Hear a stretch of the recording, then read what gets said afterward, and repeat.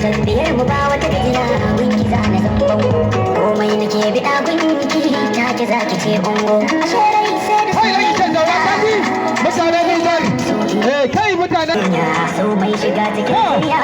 ya yi fada da tarbiyya yanzu damuwa na manta na yi gaba da babbar mata la ilaha illallah na gode kaji ziyarta ta kyauta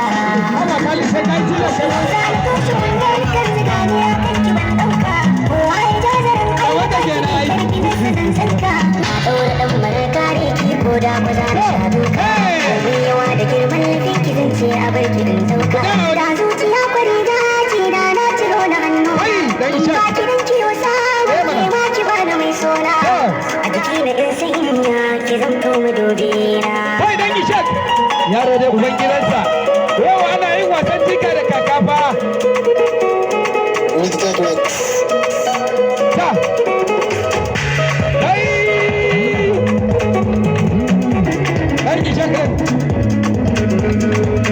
kai